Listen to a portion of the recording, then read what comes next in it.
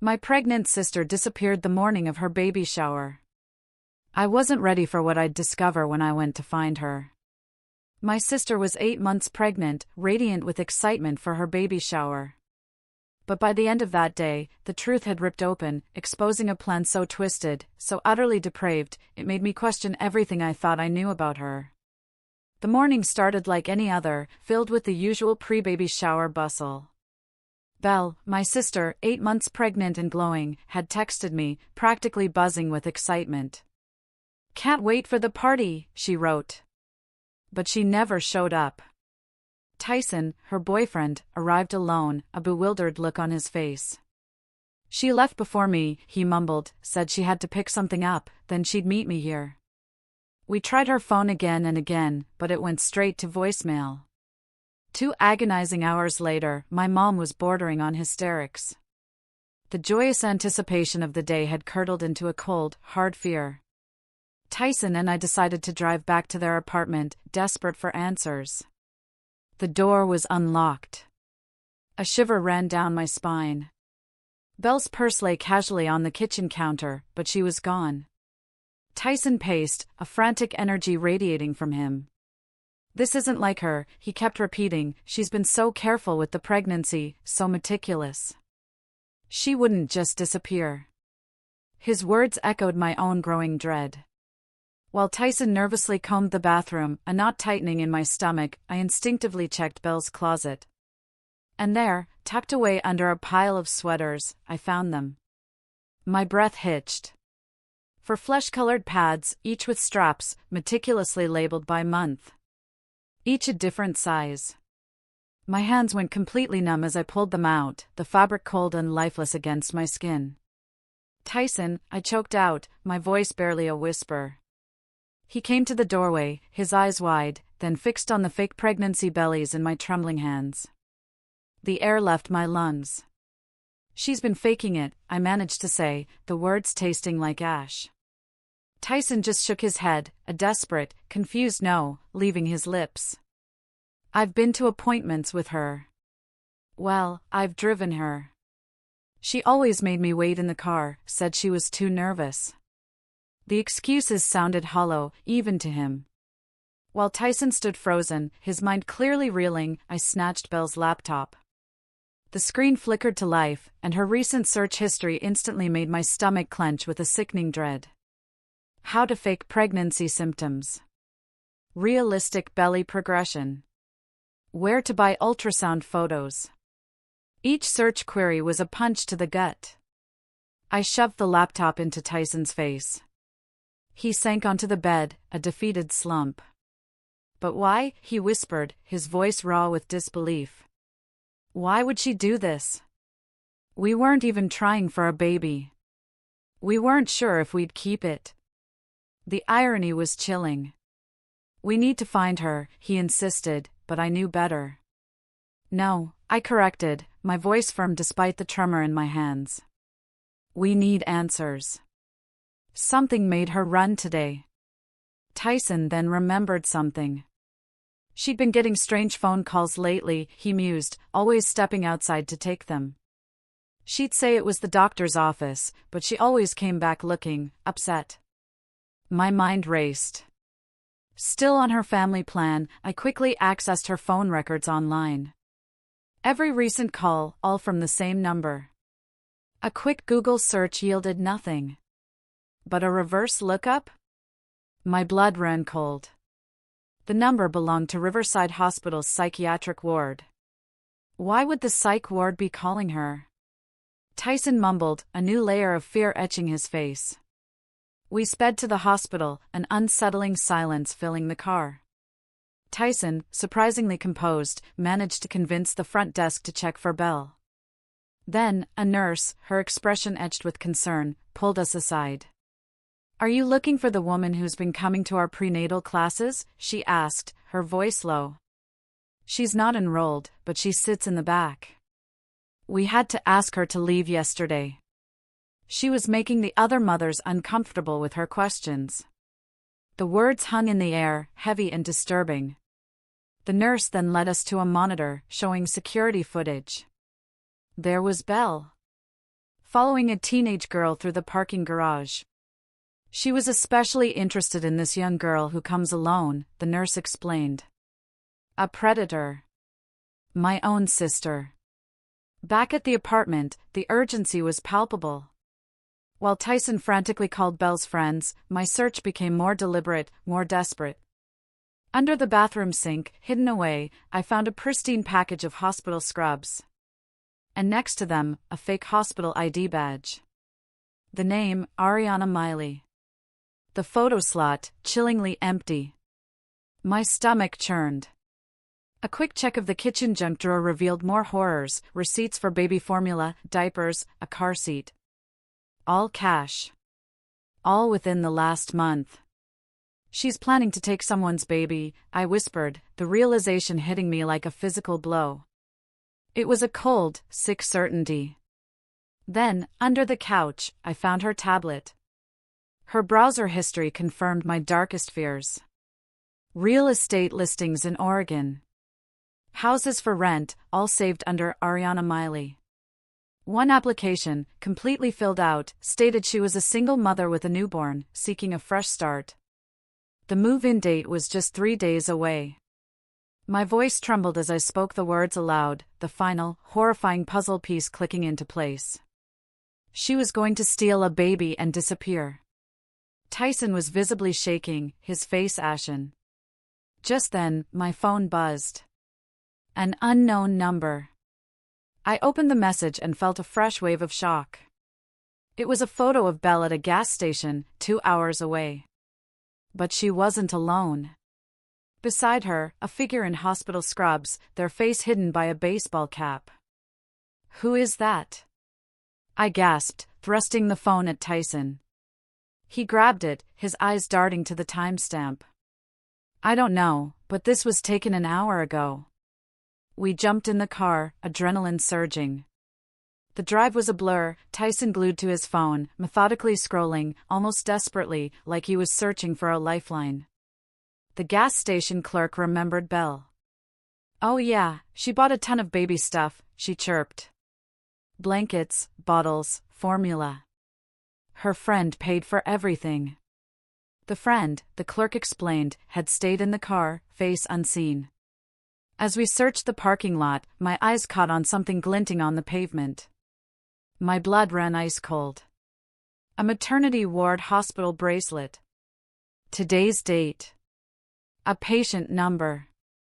No name. This is from today, I whispered, my voice barely audible. Someone actually gave birth today. Tyson snatched the bracelet, his brow furrowed. We should take this to the police, he mumbled. But then, to my horror, he walked straight to the dumpster and tossed it in. My jaw dropped. Why did you do that? I yelled, the shock overriding my fear. He ran a trembling hand through his hair. I don't know. I panicked. I don't want them to think Belle did something to a real mother. That's when the puzzle pieces slammed together. All day, little things I'd brushed aside. His phone constantly buzzing with ignored texts. His search of the bathroom back at the apartment, yet he found nothing where I later found the scrubs and fake ID. His insist. NCE that we leave the hospital without pressing security about the footage. A chilling realization dawned. My heart hammered against my ribs. Tyson, I said slowly, each word a heavy stone. Were you involved in this? He stumbled backward, pressing himself against his car, his hands visibly shaking.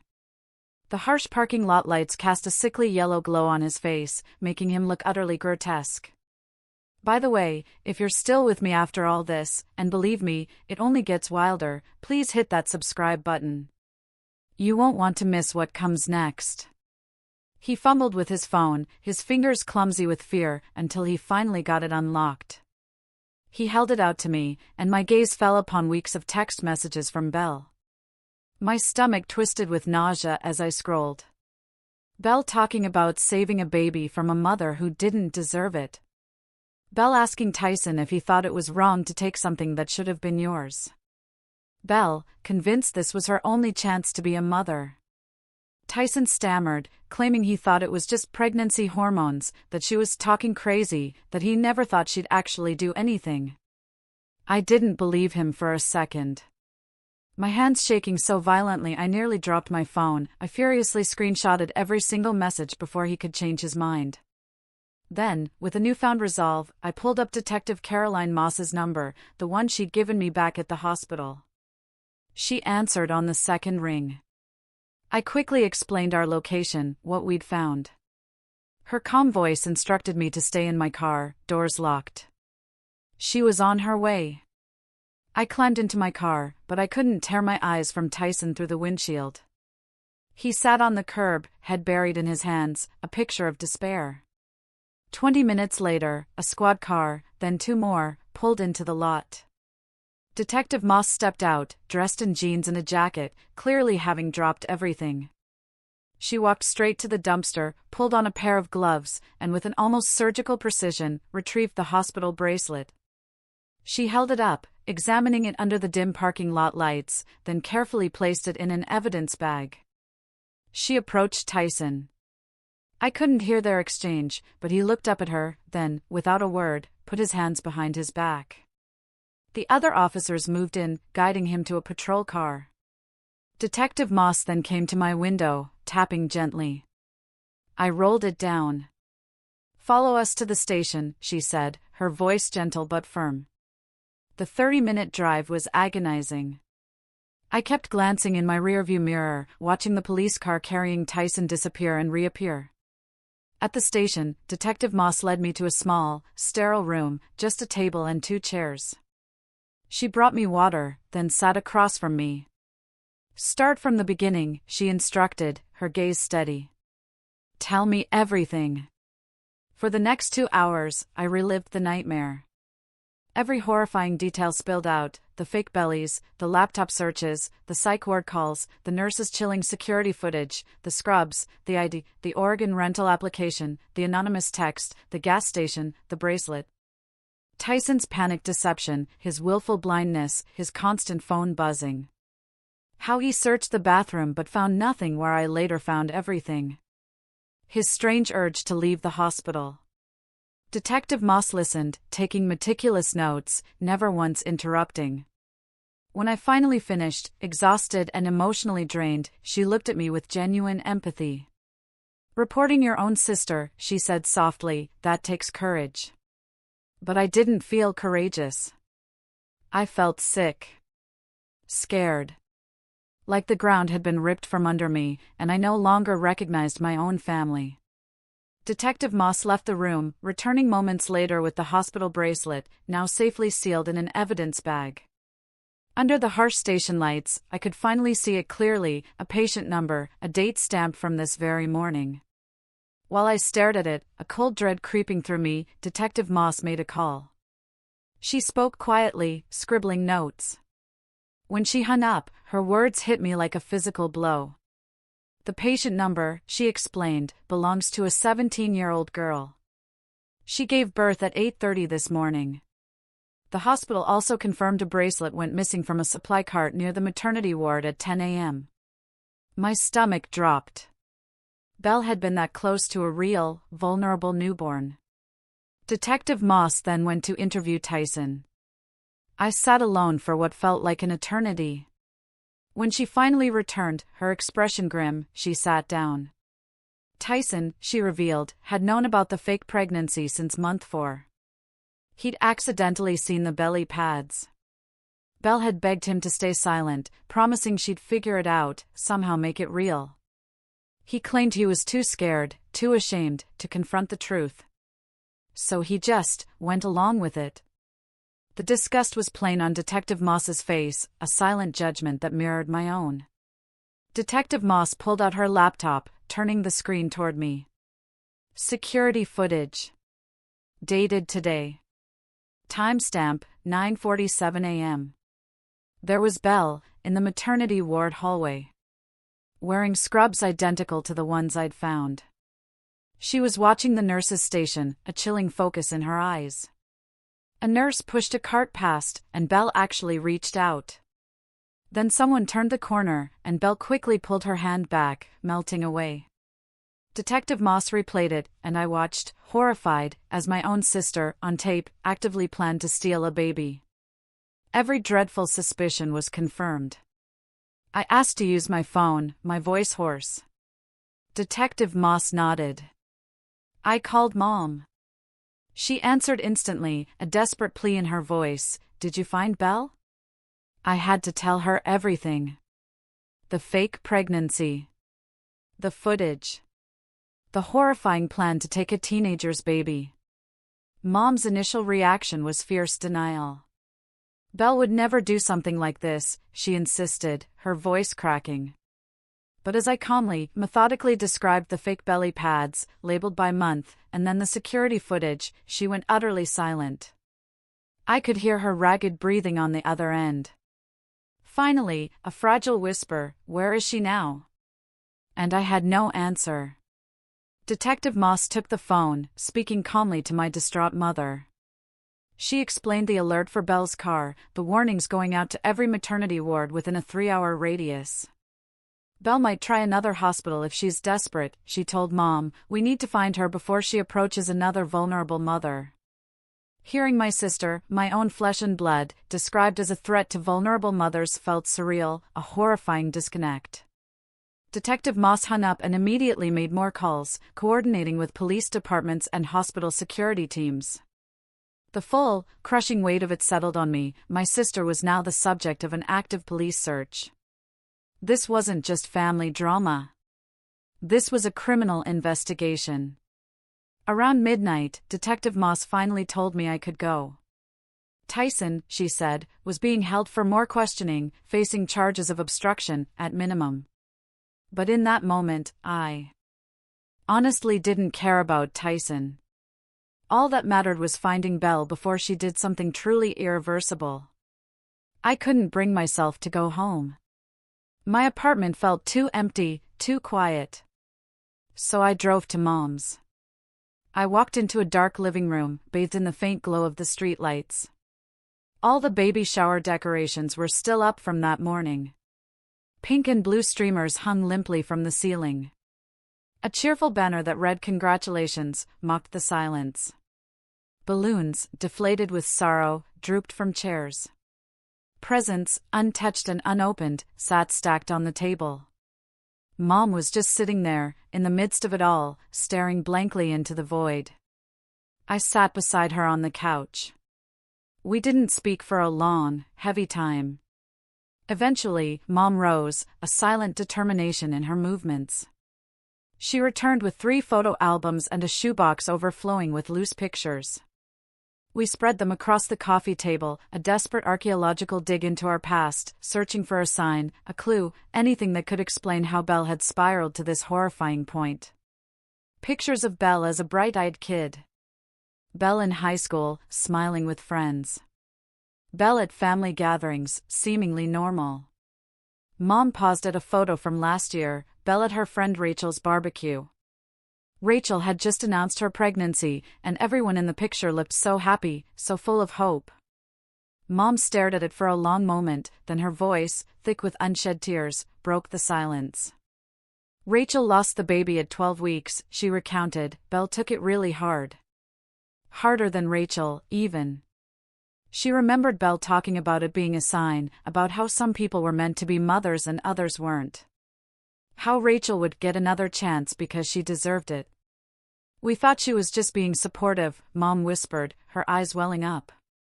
But now it sounds so different. Mom found more photos from around that agonizing time. In them, Belle looked subtly different, more intense, almost possessive. In one particularly disturbing image, she was holding Rachel's ultrasound photo, staring at it with an unnerving fervor, as if it held all the secrets of the universe. Mom dissolved into tears again, and I held her hand, my own heart aching, as we continued our somber search through the past. Around 3 o'clock in the morning, utterly defeated, we finally gave up on sleep. I lay on Mom's couch, staring at the darkened ceiling, consumed by thoughts of my sister. When exactly had she slipped away? When had the person I thought I knew ceased to exist? At 7:30 a.m., my phone jolted me awake. It was Detective Moss. Belle's car had been spotted at a motel, 40 miles north. Officers had rushed there, but Belle had already checked out. The desk clerk, however, remembered her. She'd spent a long time, he recalled, asking very specific questions about local towns with maternity wards. The phone felt impossibly heavy in my numb hands. I sank onto the edge of the couch, my legs giving out. Detective Moss explained they were reviewing security footage from the motel and gas stations, trying to pinpoint Belle's direction. She asked if I could meet her at Belle's apartment in an hour for a more thorough search. It was now officially a crime scene.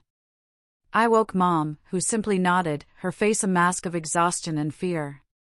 I met Detective Moss at Belle's apartment. Yellow tape now stretched across the door, a stark, chilling symbol. Detective Moss was equipped with gloves, evidence bags, and a camera. We started in the bedroom. She meticulously opened the nightstand drawer, carefully removing its contents. Beneath a stack of old magazines, she found a plain black spiral notebook. She opened it, and my eyes fell upon page after page of Belle's distinctive handwriting. The first entry was dated 4 months ago. It was a list. A list of pregnant women Belle had observed around town, complete with disturbing notes. Sarah at the grocery store, due in August, always with her husband. Jennifer at the coffee shop, due in September. Seems tired. Allison at the bus stop, due in November. Always alone. The notes became progressively more detailed, more invasive. Allison's schedule. The specific hospital entrance she used. The number 7 bus she took. Detective Moss photographed every page, her camera's flash a constant, sickening punctuation. I stood there, fighting the urge to vomit. 3 weeks ago, Belle had penned an entry that made my blood run icy cold. She was actively comparing women, discussing which baby would be the right choice. She wrote about mothers who don't deserve their blessings, about young girls who got pregnant by accident and don't understand the gift they've been given. And then, specifically about Allison, she's perfect because she's alone and scared and wouldn't be able to fight back. Predatory. Absolutely predatory. Detective Moss photographed that page over and over, capturing every horrifying word. My legs gave out. I sank to the floor, shaking. This wasn't just mental illness. This was calculated. Predatory. My sister had spent months watching these women, studying them, planning which baby to steal. Detective Moss gently placed a hand on my shoulder, asking if I was okay. I couldn't answer. Nothing was okay. We continued our search. In a dresser drawer, tucked beneath Belle's socks, Detective Moss found a cheap burner phone, its screen cracked. I'd never seen it before. She powered it on. Only 3 contacts were saved, property, and supplies. Detective Moss immediately called her partner, initiating the subpoena process for the call records. She asked if I recognized the contacts. I shook my head, my mind a jumble. I could be anyone. Property was probably the Oregon landlord. Supplies, probably the baby store. Detective Moss bagged the phone as evidence, and we moved on, but I couldn't shake the image of that notebook, of Belle meticulously tracking Allison for months. Detective Moss's phone rang. She stepped into the hallway, her voice a low murmur. When she returned, her expression was sharply different, more urgent, more intense. The hospital just called, she stated, her voice tight. Allison contacted security this morning. Allison had reported a woman matching Belle's description approaching her in the parking garage yesterday. Belle had asked invasive questions, her due date, family support, fears about giving birth alone. Allison had felt uncomfortable enough to report it. Security had pulled the footage. If Allison hadn't reported it, Detective Moss said, her voice grave, if she trusted Belle's friendly act, Belle might have been there when she went into labor. She looked at me directly. Allison probably saved her own baby's life by listening to her instincts. Detective Moss arranged for me to meet Allison at the police station in 2 hours. Allison, she explained, needed to confirm it was Belle. A social worker would be there, too. Allison was only 17. This nightmare was traumatic enough without facing it alone. I drove back to Mom's, needing to shower, to change, to shed the grime of the day, and to tell her what else we'd found. She said little, simply sitting at the kitchen table, clutching her coffee cup with both hands, her face etched with a profound sorrow. When I left for the police station, she was still there, a statue of grief. At the station, a social worker named Lorraine met me. She led me to a small conference room where Allison was already waiting, her hands protectively folded over her heavily pregnant belly. She looked so young, so vulnerable, so utterly terrified. Dark hair pulled back in a ponytail, wearing a Central High sweatshirt. Lorraine introduced us. I showed Allison the photo of Belle on my phone. Her face went stark white. She nodded immediately. "That's her," she whispered. "That's the woman who's been showing up at my prenatal appointments for the past 6 weeks. She always acted like it was a coincidence." Allison, I learned, lived in a group home. Her family had kicked her out when they discovered her pregnancy. She was due in 3 weeks, utterly alone and utterly terrified. Allison recounted how Belle had seemed so kind, so interested, offering advice. Belle had even claimed to be a birth coach, offering to be there for Allison during labor. Allison, desperate not to face delivery alone, had actually considered it. But then Belle's questions had turned strange. Invasive. About hospital security, camera locations, nurse rounds. That's when Allison's discomfort had grown, prompting her to stop responding to Belle's messages. And yesterday, when Belle had approached her in the parking garage, demanding to know her due date and hospital, Allison had known, with chilling certainty, that something was terribly wrong. Lorraine explained that this was a common, sickening pattern. Predators, she said, specifically target vulnerable young mothers who lack family support, knowing they're more likely to accept help. She'd seen cases like this before, someone befriending a pregnant woman, then planning to take the baby after birth. Sometimes they waited until the mother was alone in recovery. Sometimes they offered to help with the delivery, then vanished with the infant. Belle's detailed questions about hospital security confirmed it. This was a specific, premeditated plan. Hearing it laid out in these cold, clinical terms made it even more real, more horrific. My sister was hunting a 17-year-old girl. Detective Moss joined us, her expression tight. They'd traced the contact in the burner phone. It belonged to Audrey Neal, a former labor and delivery nurse at Riverside Hospital. Her license had been suspended 18 months prior for boundary violations with patients. Officers who'd gone to her address found her gone. Her car was missing. The landlord mentioned she'd been asking about breaking her lease early, about getting her deposit back. She was on the run too. Detective Moss showed me a photo of Audrey from her nursing license. A woman around 40, blonde, with unnervingly cold eyes. I'd never seen her before, but Belle clearly knew her intimately enough for a burner phone. Detective Moss then pulled up Belle's social media. She found a private conversation between Belle and Audrey Neal, stretching back 6 months.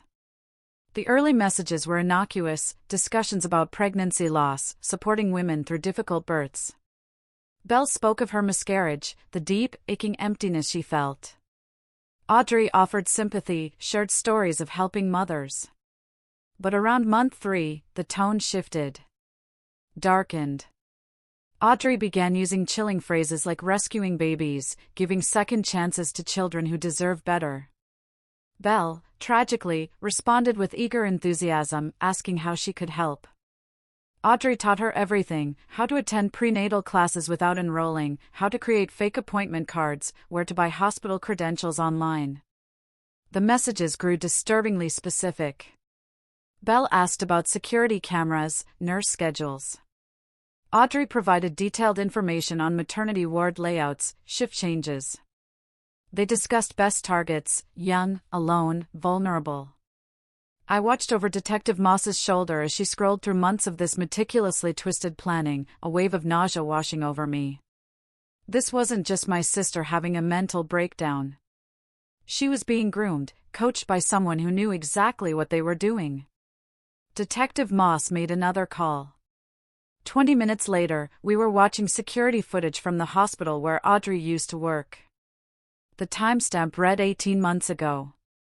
Audrey, in scrubs, walked into the nursery. She picked up a newborn from a bassinet, cradled it, and started walking toward the exit.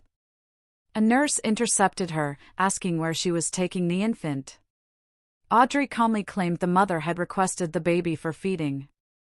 The nurse checked the chart. It was a lie. The mother was asleep, no request made. Audrey's composure shattered. Her face contorted. She insisted she was helping, that the mother was a drug user, and the baby deserved better care. Security arrived, gently taking the infant from her arms. Audrey was escorted out, screaming about saving innocent children from unfit parents. Detective Moss explained that the hospital, to avoid a PR nightmare, had dropped charges. Audrey lost her license but faced no criminal penalties.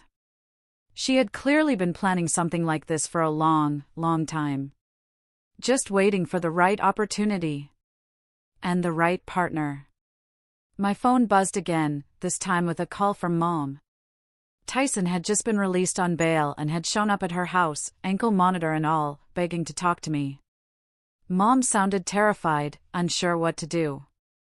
I drove over there, finding Tyson huddled on the front porch steps. He sprang up when he saw me, words tumbling out in a rush. He never thought Belle would actually do anything. He thought she was just fantasizing, working through her grief in an unhealthy way.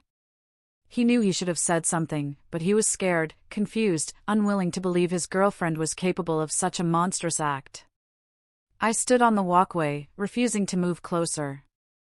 Through the screen door, my voice trembling with fury, I told him his silence had enabled all of this.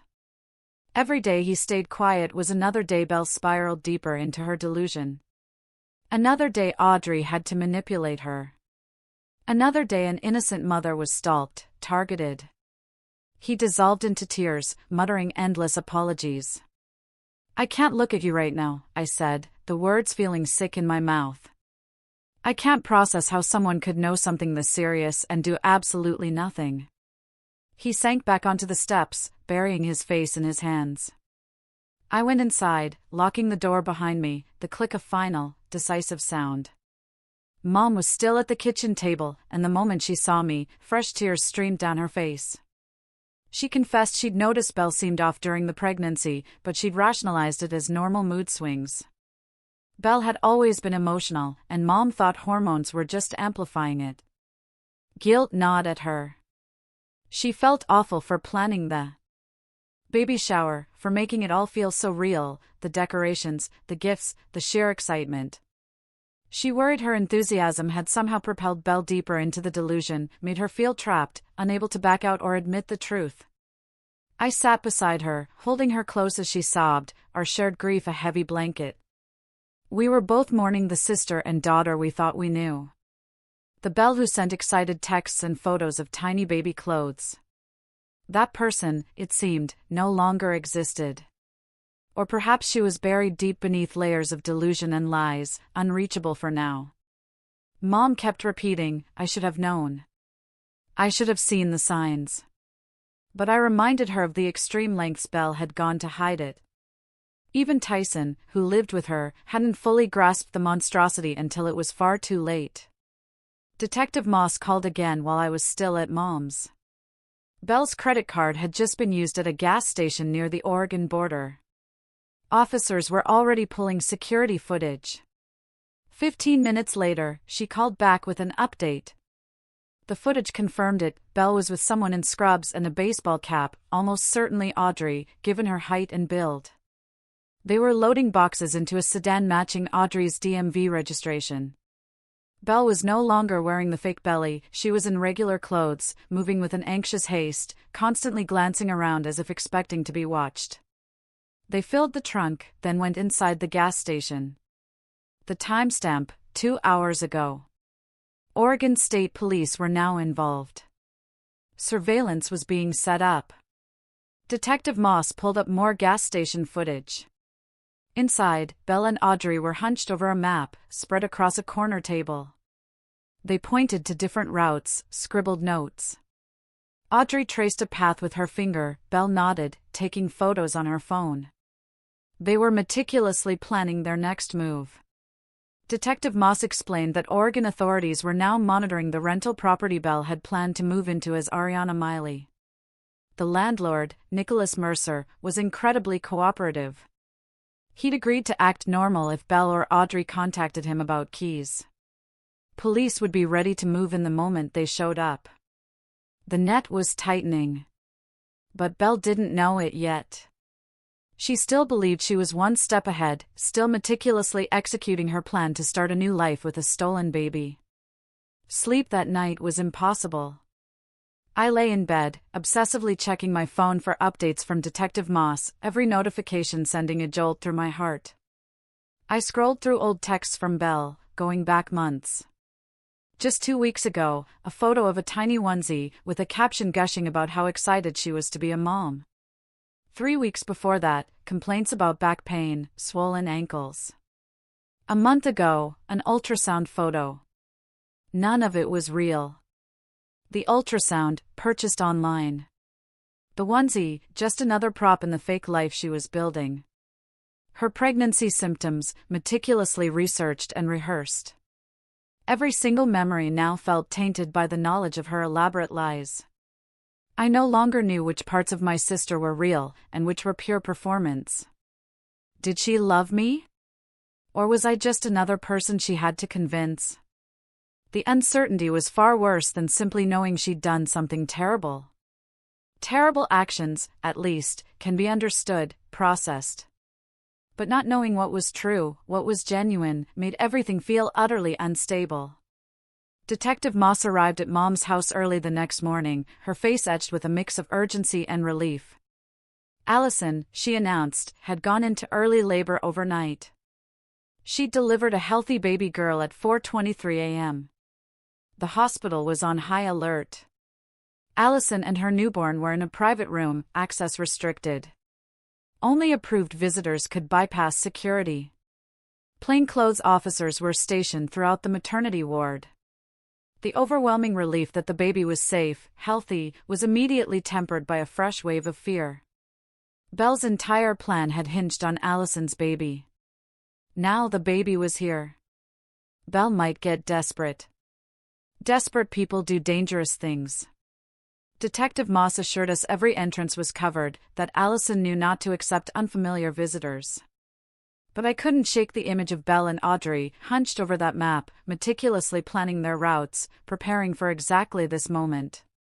Detective Moss then showed us something else, a detail that further twisted my gut. Belle and Audrey had been monitoring Allison's social media accounts. 3 weeks prior, Allison had posted about her due date. In a comment thread, she'd even mentioned which hospital. She'd shared photos of her nursery setup at the group home. Every piece of information Belle needed was publicly available. Allison's accounts were now locked down, private, but the damage was done. Belle knew exactly where to find her target. Detective Moss had plainclothes officers everywhere in the maternity ward, some dressed as visitors, some as hospital staff. They watched every entrance, every person. Security footage was being reviewed in real time. If Belle or Audrey showed up, they'd be arrested immediately. But the waiting was pure torture, a silent countdown, not knowing when or if they would make their move. That afternoon, Tyson called, his voice thick with tears. He'd found more evidence in his car, things he'd overlooked during the initial search. A hospital employee badge maker. Blank badge templates. Audrey's photo, already printed on several, ready for fake IDs. He admitted he'd known Belle was meeting someone, but insisted he didn't know who or why. Belle, he claimed, had told him it was a grief counselor. He'd never questioned it. Never asked for details, never tried to verify. He'd simply accepted her explanation because it was easier than confronting the hideous truth. I hung up on him before he could finish his pathetic excuses. I was beyond angry, beyond caring about his justifications for willful ignorance. Every new piece of evidence screamed that this could have been stopped so much earlier. If someone, anyone, had just paid attention. If Tyson had asked questions. If Mom had trusted her gut. If I had visited more often, noticed the subtle shifts. But we had all, in our own ways, chosen comfort over truth. And now, we were in a desperate race against time to prevent a tragedy that should never, ever have gotten this far. The next morning, Detective Moss's call brought news that made my stomach plummet. She traced Audrey's phone to a motel 15 miles from the hospital. Officers had raided the room at dawn. Belle and Audrey were gone, having slipped away sometime in the night. What they left behind, however, was worse than finding them there. The motel room was a chilling war room for kidnapping. Detective Moss sent me photos, and I had to sit down, my legs weak, as I scrolled through them. Detailed floor plans of the maternity ward were spread across one bed, different colored markers highlighting nurse stations, security cameras, blind spots. A meticulously typed schedule taped to the wall listed nurse shift. Changes, down to the minute. The 3 p.m. shift change was circled in red, with best window scrawled beside it. On the dresser, a canvas bag overflowed with brand new newborn clothes, tags still attached. 6 bottles of formula. A stack of expertly forged discharge papers, complete with Audrey's fake credentials and a terrifying blank space for a baby's name. They had planned everything, down to the smallest, most sickening detail. These weren't vague fantasies anymore, this was a fully operational plan to steal a baby. Detective Moss remarked that this level of planning was highly unusual. Most baby snatchers, she said, acted on impulse. But Belle and Audrey had studied that hospital for weeks, maybe months. They knew exactly when to strike, how to bypass security. If Allison hadn't reported Belle's unsettling behavior, if the hospital hadn't ramped up security, they might have actually succeeded. That thought haunted me, made me feel physically ill for hours. Among all the chilling evidence, Detective Moss found something that simultaneously broke my heart and terrified me, a journal, filled with Belle's familiar, loopy cursive, the same handwriting she'd had since high school. Detective Moss insisted I read it in person. The early entries were heartbreakingly normal, Belle writing about her yearning to be a mother, the profound emptiness she felt. But as the pages turned, they grew darker, more twisted. Belle wrote about feeling a cosmic connection with Allison's baby, believing the universe was sending her signs. She described watching Allison at prenatal appointments, meticulously convincing herself that Allison was too young, unprepared. The words unfit mother appeared again and again. Belle genuinely believed she would be saving this baby, rescuing it from a bad situation. She wrote about how she'd be a better parent, how she deserved this chance, that it was her destiny to raise this specific child. The last entry, dated 2 days prior, was the most chilling. Belle acknowledged that what she was doing was wrong by society's standards, but insisted that sometimes you have to break rules to do the right thing. She even compared herself to people who rescue animals from bad owners. My sister actually thought stealing a human baby was akin to saving a neglected puppy. Reading her utterly twisted logic, her complete reframing of reality, made me understand just how profoundly sick my sister truly was. This wasn't merely lying. This was a complete, horrifying detachment from reality, a brain that had rewritten truth to justify the monstrous. Detective Moss watched me, her expression not shocked or disgusted, but deeply, profoundly sad. She'd clearly seen this before. Later that afternoon, a call came in that changed everything. Nicholas Mercer, the Oregon landlord, reported that someone had contacted him. They wanted to move up the key pickup, today, instead of in 3 days. Mercer, playing it cool, agreed to meet them, then immediately called Detective Moss. We had them. For the first time since finding those fake belly pads, we had a concrete plan. Detective Moss coordinated a sting operation with Oregon State Police. Officers, in unmarked cars and plain clothes, would be positioned around the rental property. Mercer would act completely normal. The plan: let Belle and Audrey pick up the keys, let them try to enter the property, then move in for the arrests. This, Detective Moss explained, would build the strongest case, proving their intent. I couldn't just sit at home. I told Detective Moss I had to be there. She tried to dissuade me, warning of the danger, the emotional toll. But I pushed back. Belle was my sister. I'd uncovered the truth. I'd chased her across 2 states. I deserved to be there at the end. Detective Moss finally agreed, allowing me to wait in an unmarked car, 2 blocks from the property. Mom wanted to come, but I convinced her to stay. If Belle somehow escaped, if she needed a contact, Mom had to be available. And, honestly, I wasn't sure Mom could bear to see her daughter arrested. The 3-hour drive to Oregon felt endless. Detective Moss drove, while I sat in the passenger seat, compulsively checking my phone, almost expecting a text from Belle. A message that would explain everything, make it better. She wouldn't, of course, but I couldn't stop hoping. Detective Moss tried to make small talk, but gave up when I could barely form a coherent response. My mind was a whirlwind of terrifying scenarios, playing out what would happen when we finally arrived. We arrived at the rental property 3 hours before the scheduled 3 p.m. key pickup. It was a small duplex, tucked away in an eerily quiet neighborhood, exactly the kind of anonymous place where someone could vanish with a stolen baby. Detective Moss parked 2 blocks away, as promised, and walked me through the plan one last time. Plainclothes officers were already in position, some in parked cars, feigning interest in newspapers, others dressed as joggers or dog walkers, blending seamlessly. Nicholas Mercer would be in his office, acting utterly normal. If Belle showed up, I would have a chance to talk to her before the arrests. Detective Moss hoped I might be able to convince Belle to surrender peacefully. I wasn't sure I could, but I agreed to try. The waiting was agony. To pass the time, Detective Moss shared stories of other cases she'd worked. She'd seen many women fake pregnancies, attempt to steal babies. It almost always stemmed from a profound loss, a serious mental illness. These women genuinely believed they were doing the right thing, that they deserved a baby more than the real mother. It didn't excuse their actions, she stressed, but it offered context. Belle is sick, Detective Moss stated, her voice gentle but firm. Not evil. And that distinction matters. I wanted to believe her, but the images from that journal, Belle's warped logic, kept flashing in my mind. Then, at 2:47 p.m., Audrey's car glided into the parking lot. My heart slammed against my ribs, thrumming in my throat.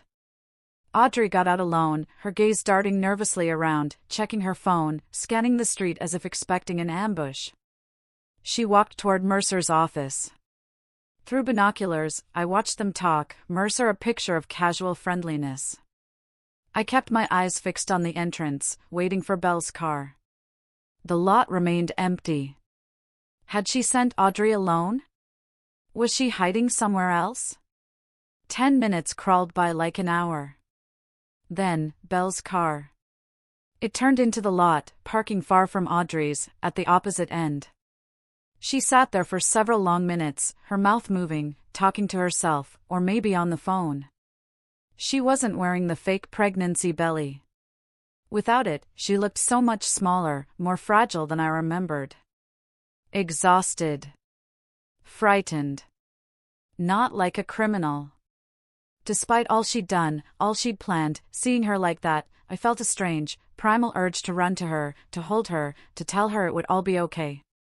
Belle finally got out and started walking toward the office. Then, she saw me. Getting out of the unmarked car. She froze. In the middle of the parking lot. For a long, silent moment, we just stared at each other across 50 feet of asphalt. I saw it, the exact second the realization hit her. The trap. The capture.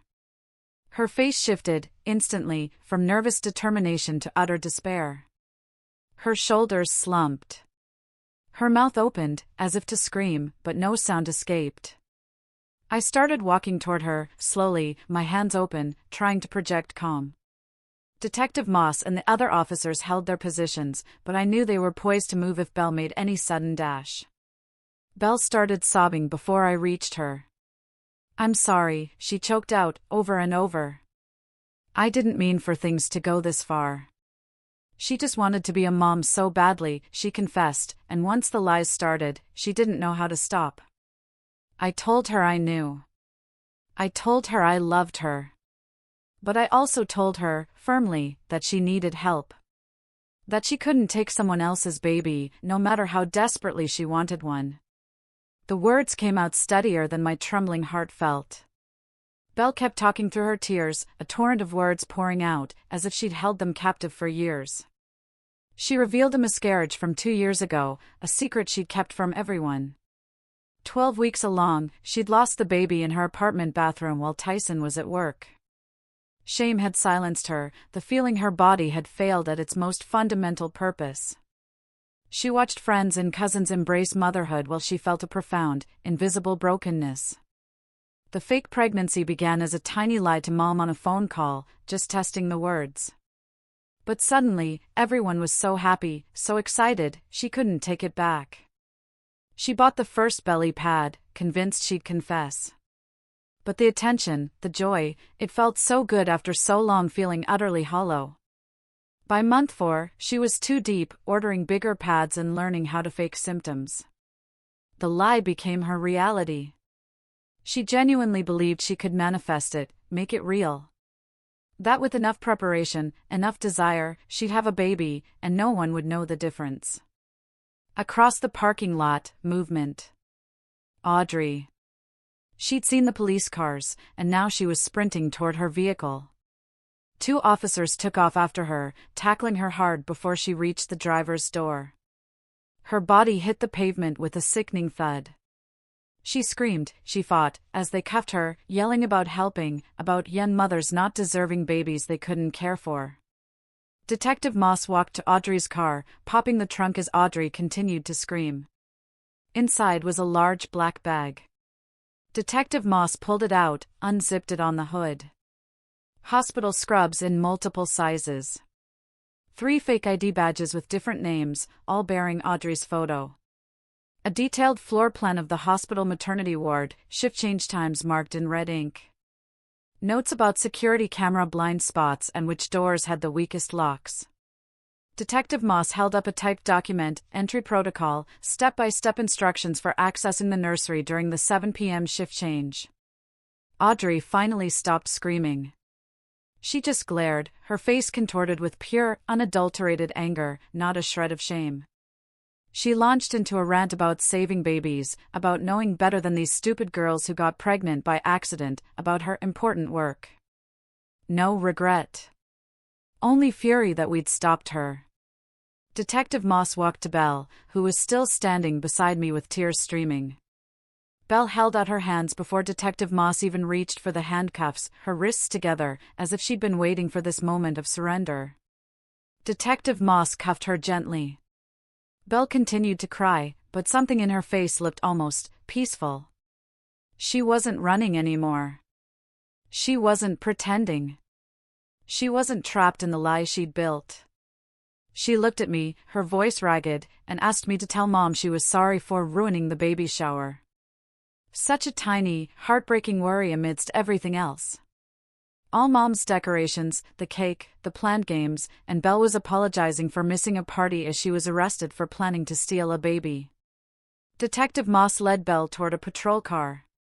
Other officers dealt with Audrey, who was still yelling about birth rates. I watched them put Belle in the backseat.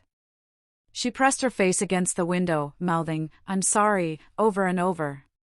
Tyson stood near his car, looking like he was about to vomit, an officer speaking to him about further questioning. Nicholas Mercer emerged from his office, utterly shocked, demanding to know what was happening at his rental property.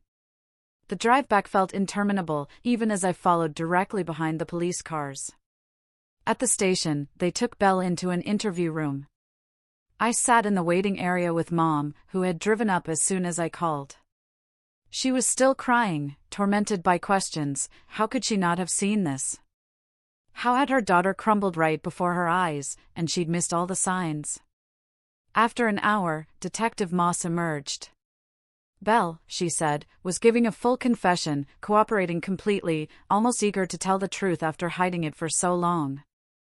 Belle recounted everything: the fake pregnancy, finding Audrey in an online support group for women dealing with pregnancy loss 6 months prior.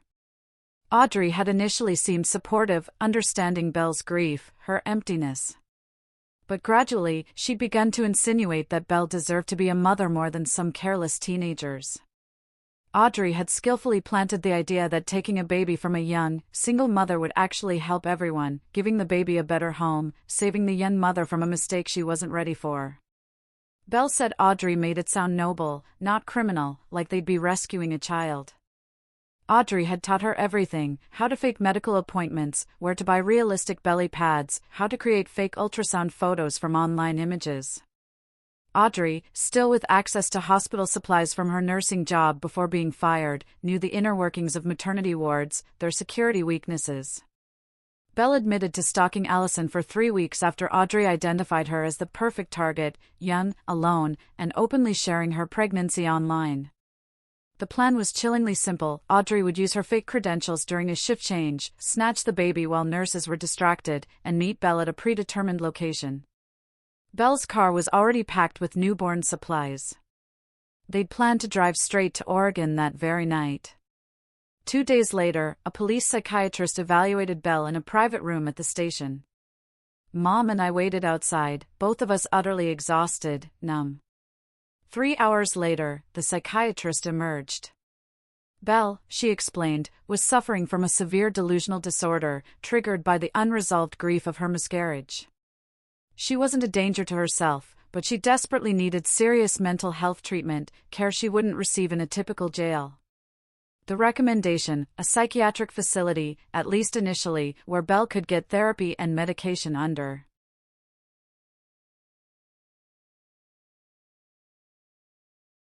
close supervision.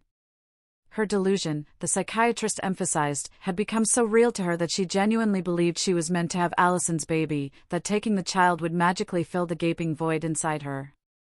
Hearing it explained in these calm, clinical terms, it became somewhat more manageable. Belle was sick, not purely evil. And sickness, I clung to the hope, could be treated.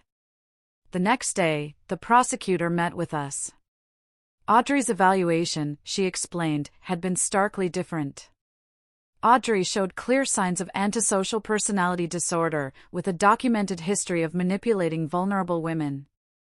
They'd unearthed records of her contacting at least 4 other women in pregnancy loss support groups over the past year, always following the same chilling pattern: befriending them, then subtly suggesting they rescue babies from unfit mothers. Audrey, she reminded us, had been fired from her nursing job 18 months ago after attempting to take a newborn from the hospital nursery, claiming the mother was a drug user. The hospital had let her resign quietly, avoiding public scandal, but Audrey had clearly been planning something like this ever since. The prosecutor confirmed that Audrey would face severe charges: conspiracy to commit kidnapping, identity fraud, stalking, and attempted child abduction. Unlike Belle, Audrey knew exactly what she was doing. No mental illness would lessen her responsibility. She was predatory, calculating, targeting grieving women whom she could manipulate into helping her steal babies. A week later, Detective Moss drove me to the hospital. We met Lorraine Benedict, the social worker, in the lobby, and she led us up to the maternity ward. Allison was in a private room, holding a tiny baby girl swaddled in a pink blanket. Her face instantly blanched with fear when I walked in. Lorraine quickly explained who I was, why I was there. Allison relaxed, just a fraction, but she held her baby even tighter. I told her I was so profoundly sorry for what my sister had done, for the fear, the violation, of being stalked and targeted. I promised her Belle was in custody, that she would never come near her or her baby again. She was safe. Allison looked down at her daughter and said something that stunned me. She felt sorry for Belle. Even when they'd talked in the parking garage, at prenatal classes, Allison had sensed something was deeply wrong. She was only 17, but in that moment, she seemed years older, fiercely protective of her newborn, yet also capable of a profound understanding for someone who was clearly suffering. She'd decided to name her daughter Hope, she told me, because this whole terrifying situation had made her realize how precious, how fragile, new life truly is, how easily it could have been stolen. She gazed at her baby with such fierce, unwavering love that a wave of gratitude washed over me. Gratitude that Belle's monstrous plan had failed. That this baby remained with her real mother, who loved her so completely. Lorraine spent the next hour connecting Allison with vital resources for young mothers, housing assistance through a teen parent program, childcare support so she could finish school, ongoing counseling to process the trauma of being stalked. Allison had chosen to keep her baby, to raise her with the support of the group home and social services. She had a plan: get her GED, then perhaps community college, with Hope at the group home's childcare center. Watching her speak of her future with such quiet determination, I understood, with absolute clarity, how wrong Belle's twisted logic had been. Allison wasn't an unfit mother needing saving. She was a young woman who deeply loved her child and deserved support, not judgment, not theft. 3 weeks after Belle's arrest, the prosecutor met with Mom, our lawyer, and me to discuss the charges. Due to Belle's mental health evaluation and complete lack of criminal history, they were offering a plea deal, commitment to a psychiatric facility for treatment, instead of prison. The terms were strict: a minimum of 2 years in the facility, full participation in all therapy and treatment, adherence to prescribed medications, and facing criminal charges if she non-complied. Post-treatment, she'd be on supervised release with regular check-ins and continued mental health monitoring. The prosecutor emphasized this was the best option. Belle needed help, not just punishment, and a trial would be devastating for Allison, who was just beginning her life as a new mother. Mom and I sat in the prosecutor's office the following week, exhausted from sleepless nights agonizing over the decision. Detective Moss joined us, pulling up a chair, explaining the grim realities of a trial. Allison, she said, would have to testify, reliving the stalking, the terror. Belle's mental health records clearly indicated delusional thinking. A jury would likely recommend psychiatric care anyway. The prosecutor presented Belle's evaluation results, specific diagnoses supporting treatment over incarceration. Mom, still grappling, repeatedly asked if Belle would truly get help, or simply be locked away. The prosecutor promised the facility specialized in exactly what Belle needed. I thought of Allison, cradling baby Hope, having endured so much already. The thought of forcing her to face Belle in a courtroom was unbearable. That afternoon, we signed the papers, accepting the plea deal. Both Mom and I cried in the parking lot afterward, a mixture of relief and profound sorrow.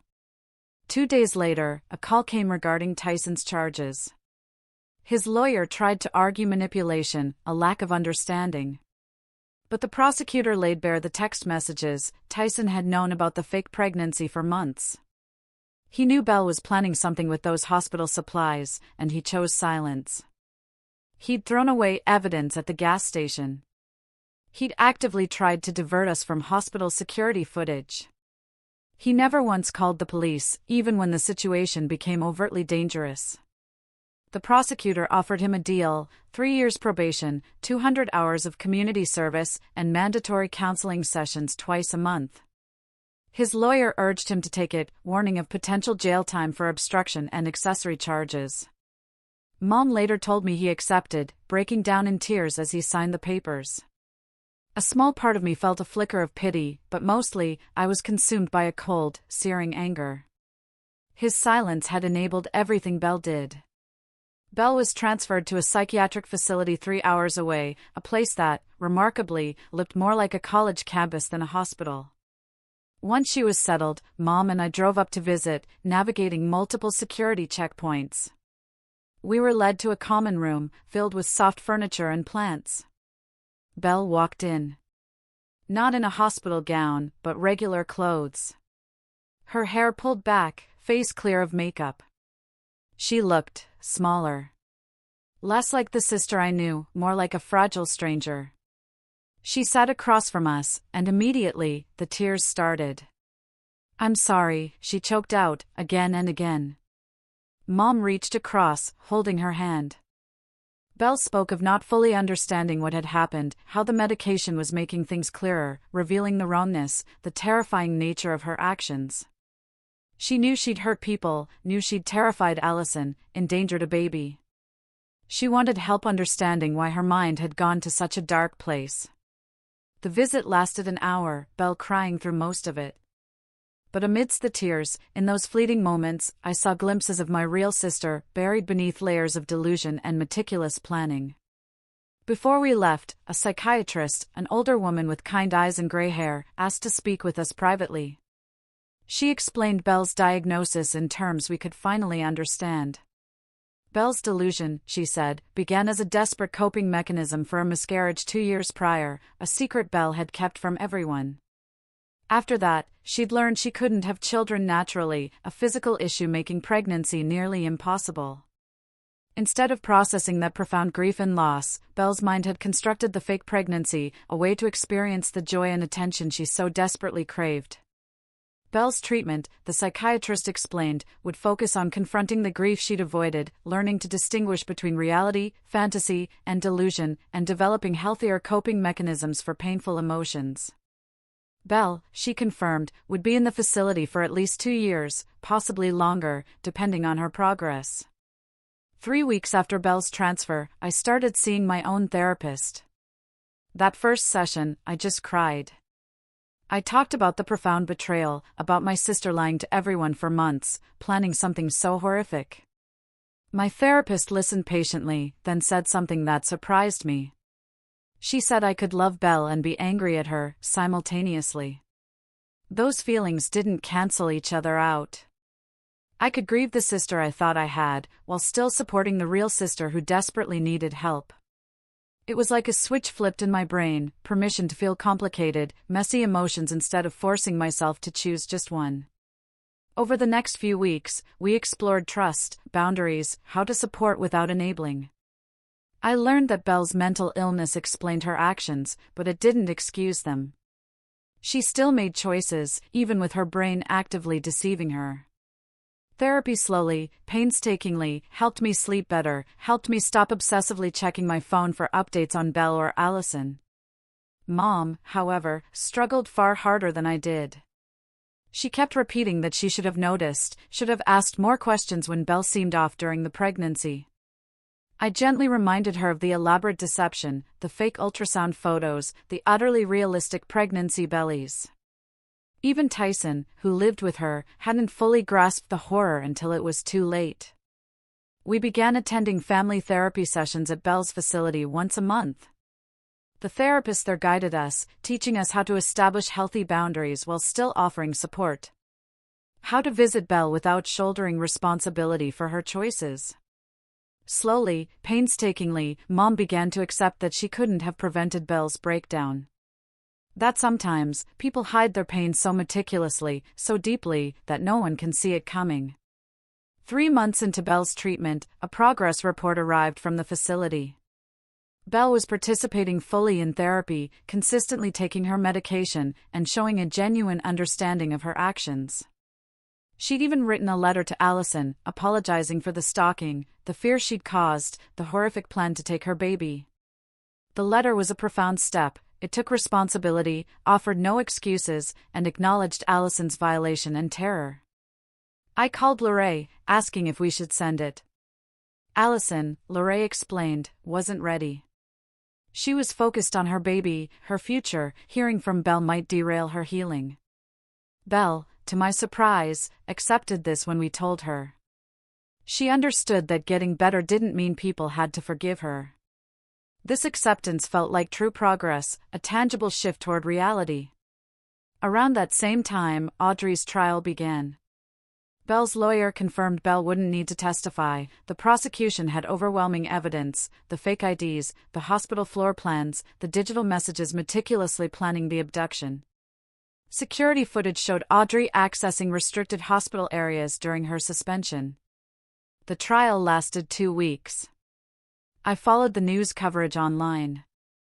Audrey's lawyer attempted to argue mental illness, but the evaluating psychiatrists concluded antisocial personality disorder. She knew exactly what she was doing.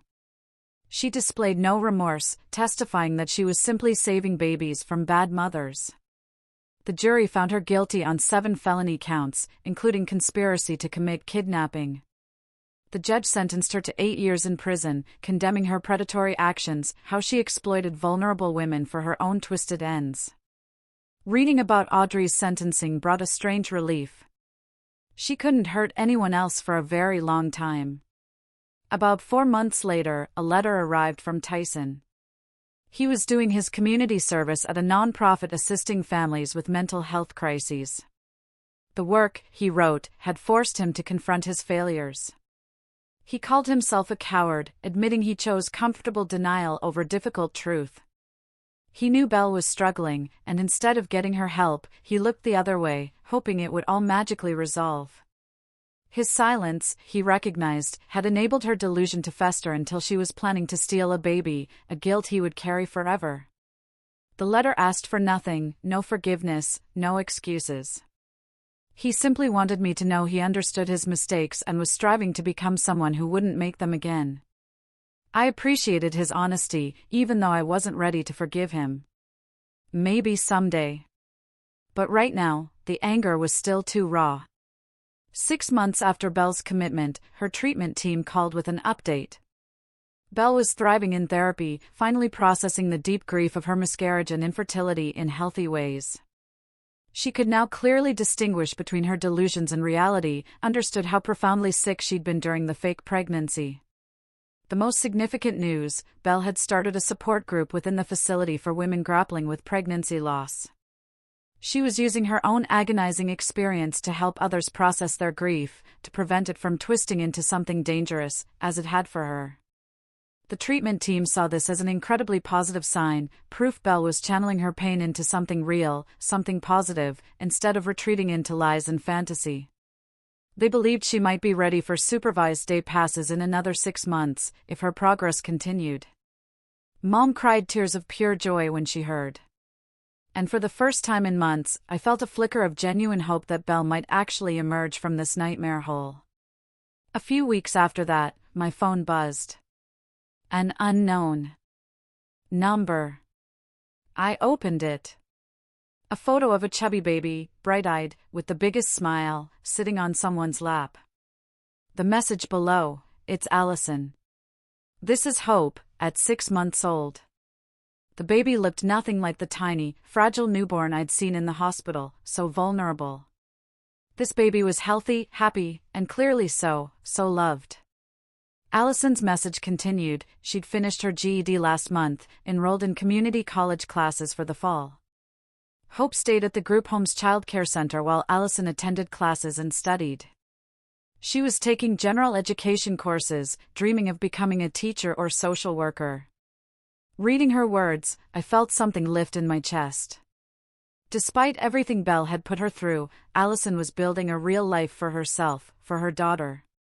She was proving that being a young mom didn't mean failure or giving up on your future. I showed the photo to Mom. We both cried, happy tears this time, so deeply grateful that at least this part of the story had found its way to an okay ending. A month later, the prosecutor called with news about Belle's case. After reviewing her progress reports and consulting with her treatment team, they'd agreed to modify her commitment from indefinite to 2 years, followed by supervised outpatient treatment. Belle would have to register with mental health services, attend therapy twice a week, then weekly, and stay on her medication without fail. But eventually, she would be able to rebuild her life outside the facility. Get a job. Maybe even her own apartment, with proper supervision.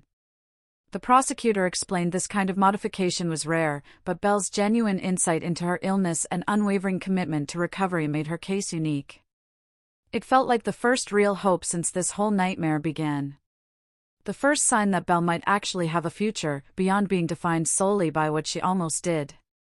In early October, Mom and I drove to the facility for Belle's birthday. We brought a small chocolate cake from her favorite bakery, and cards we'd both painstakingly chosen, trying to find ones that felt appropriate. The visiting room was bright, clean, with big windows and comfortable chairs, nothing like the cold institutional spaces I'd imagined. Belle walked in, looking healthier than she had in years, perhaps healthier even before the fake pregnancy began. Her skin had a natural color, her eyes clear and focused, a stark contrast to the hazy, distant look they'd held during her months of delusion. She'd gained a healthy weight, no longer looked hollow or stressed. We sang happy birthday quietly, cut the cake, and Belle told us about the grief support group she'd started leading within the facility. She spoke of wanting to volunteer with community grief support groups after her release, to use her own agonizing experience to help others before they reached the point of crisis she had. She wanted to reach people early, when loss first struck, and equip them with healthy tools for processing it, preventing it from festering into something dangerous, as it had for her. Belle, her voice careful, almost timid, asked about Allison and Hope during our visit. I pulled up my phone and showed her the photo Allison had sent. Belle stared at it for a long, quiet moment. Then, the tears came. But these weren't the tears of delusion from before. These were different, clear, genuine, brimming with real understanding. She said she was grateful the baby was with her real mother, that she could finally see how profoundly wrong and harmful her delusions had been. She spoke of the hard work she was doing in therapy to forgive herself while simultaneously accepting that some people might never forgive her, and that was their right. She understood Allison owed her nothing, no forgiveness, no understanding, not even acknowledgement. Belle explained that her therapist had helped her grasp that true remorse meant accepting consequences without expecting anything in return. She was learning how to live with that immense weight, while still, somehow, moving forward. About a week after Belle's birthday, Detective Moss called. She was officially closing the case. All paperwork filed, reports complete, no loose ends. But she wasn't calling just about logistics. She wanted to check in, to see how we were all doing, Belle, Mom, me. This case, she confided, had reminded her why she became a detective. It wasn't just about catching criminals. It was about helping families navigate impossible situations, about preventing tragedies. She was genuinely glad Belle was getting real help, not just punishment. Sometimes, she said, her voice laced with quiet satisfaction, the system actually works the way it's supposed to. She'd seen too many cases where mental illness was treated purely as criminality, people needing help simply locked away without treatment. Before we hung up, she made me promise to call if our family ever needed anything. And I knew, without a doubt, she meant it. A year after Belle's commitment, her treatment team called with incredible news: she'd been granted supervised day passes. She could leave the facility for up to 8 hours, as long as she was with an approved family member and followed all rules. Mom and I decided to start having her over for Sunday dinners, a small taste of normal family life, while maintaining the structure she still needed. That first dinner was awkward as hell. We sat around Mom's dining table, tiptoeing around the elephant in the room, making strained small talk about the weather or what was on TV. No one dared bring up anything real. But gradually, over the following weeks, we found a new rhythm. Belle began to be more honest about her struggles in therapy, talking openly about the days when the old delusions tried to creep back in. She didn't hide behind lies, didn't pretend everything was perfect. Mom and I learned to ask direct questions, and Belle learned to give direct answers, even when they were uncomfortable. It wasn't the relationship we'd had before, but it was more real. And somehow, that made it better. Lorraine contacted me that spring with an update on Allison. She graduated from community college with her associate degree and had been accepted into a nursing program at the state university, with a full scholarship covering tuition and books.